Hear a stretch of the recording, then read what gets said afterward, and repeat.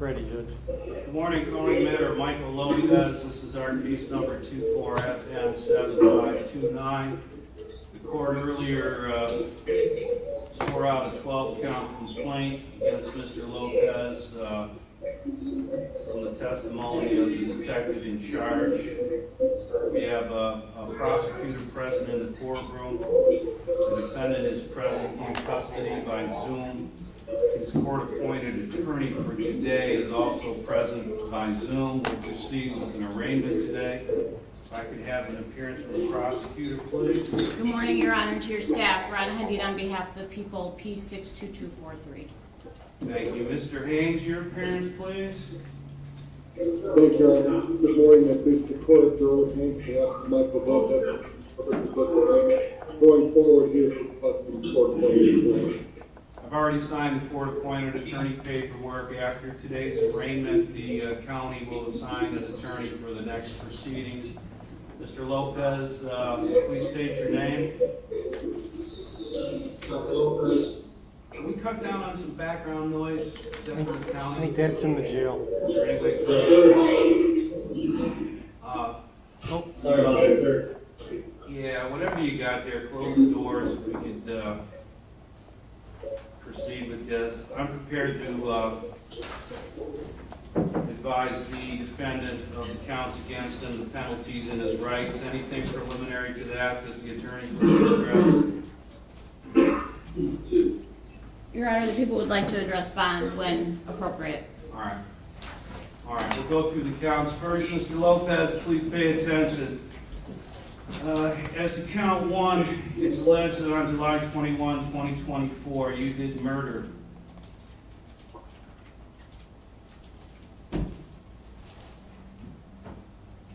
Mohammed Saeed, peace officer who was lawfully engaged in the performance of his duties, and you did so knowing that he was an officer engaged in the performance of his duties as an officer. Do you understand that charge against you?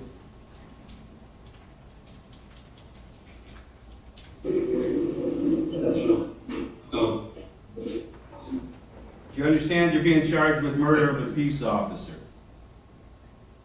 Yes. The penalty is life without parole. Do you understand the penalty? Yes. It's alleged that on that date in the city of Melvindale, you were in possession of a firearm when you were ineligible to possess such a firearm because you had a felony record. Do you understand that charge? Yes. That's typically a 5-year felony. You are being prosecuted as an habitual offender, and the possible punishment is enhanced to 15 years in prison. Do you understand that possible penalty? Yes. Count 3, it's alleged you possess ammunition on that date and location when prohibited. Do you understand that charge? Yes. It's also a 5-year felony enhanced to 15 years in prison because of your record. Do you understand that? Yes. Count 4, you're charged with carrying a concealed weapon on that date and location. Do you understand that charge? Yes. That's also a 5-year felony enhanced to 15 years because of your record. You do understand that? Yes.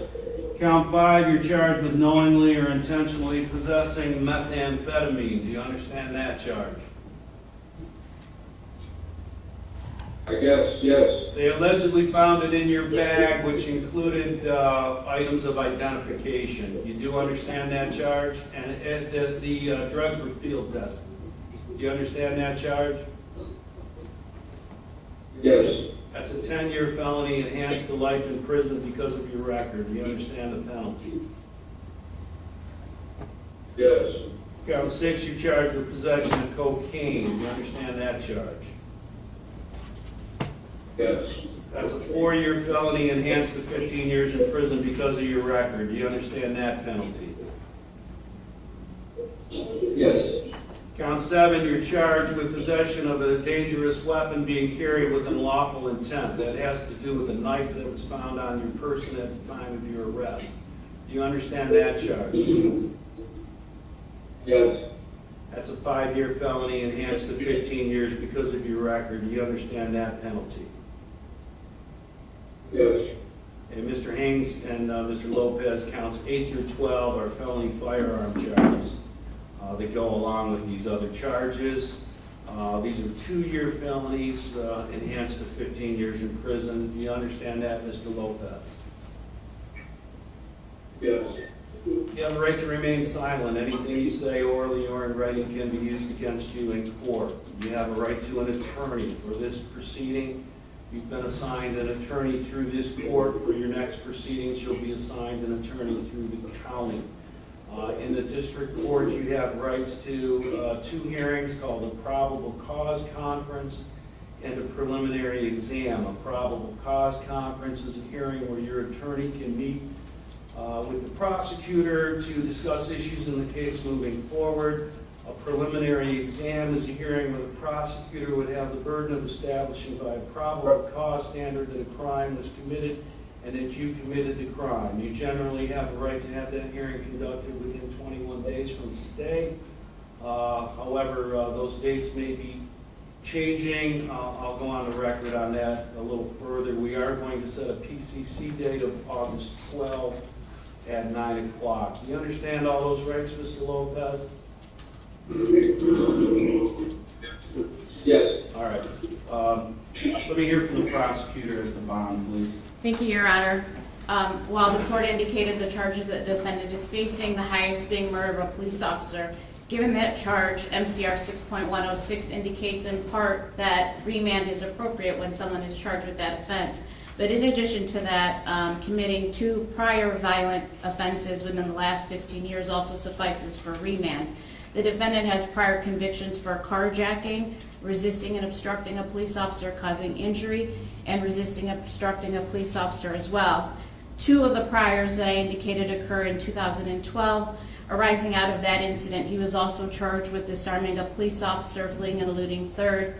In addition to that, in Taylor District Court, he was charged with carjacking in 2012. He was not convicted of those offenses, but those arise out of those incidences. In 2023, in Oakland County Circuit Court, he was convicted of resisting and obstructing a police officer as well. He has several prior police contacts. He went to prison for the carjacking offense, was released about 2 years ago. When he was placed on parole, he absconded parole, violated parole, did not comply with any of the requirements. He was suspected of a criminal sexual conduct case arising also out of Oakland County. He was ultimately discharged from parole after he served his sentence with regards to the resisting and obstructing in Oakland County, and that discharge occurred about a month ago from parole. Now, given the heinousness of this offense, given that he had a gun when he was a felon and prohibited from doing so, given that he had drugs, that he was arrested with a knife when he, after the murder of police officer Said, he's made admissions to the murder. He's also made admissions to an armed robbery arising out of an incident that happened the day before the homicide of the officer on July the 20th of 2024 in Lincoln Park at an AutoZone. He was charged with that offense, was arraigned on that offense this morning as well. He's a threat to society. He's a threat to the public. The likelihood of conviction is high, and his bond should be set at remand. Thank you. Thank you. Mr. Haynes, do you wish to address bond? Your Honor, I think the point's academic, whether there's remand or whether there's a high cash bond. Mr. Lopez is not going to make bond. So we just wanted an expedient proceeding, and the pre-exam conference date of August 12th is acceptable. So we have no other comment. All right. The 8th Amendment would indicate that no excessive bail is allowed. However, in the course of our history, it's been determined that in some cases no bail should be allowed, as the prosecutor points to Michigan Court Rule 6.106, specifically addresses situations like this. My 20 years on the bench, I haven't seen a case that was more deserving of no bond, so the defendant is remanded without bond. Moving forward, this court is going to disqualify itself from this case. I thought it was important to handle the case today. The defendants have certain speedy trial rights. The nature of the proceedings today, I think, allow me to proceed today both in swearing out the complaint, handling the arraignment, and setting bond. But both Judge Courtwright and I are going to disqualify ourselves. We have the paperwork ready to go. We're going to submit it to the state today. We should know by Monday or Tuesday which court this will be going to and which when the next dates will be set. The defendant generally has a right to have that exam within 21 days. I'm making a finding of good cause at this time that 21-day rule may need to be exceeded because of the complications in this case, and both sending it to the state and all the discovery materials that need to be shared with the defendant's attorney. I'll note for the record our staff is present. We had a moment of silence the other day for Corporal Saeed. We consider him part of the court family.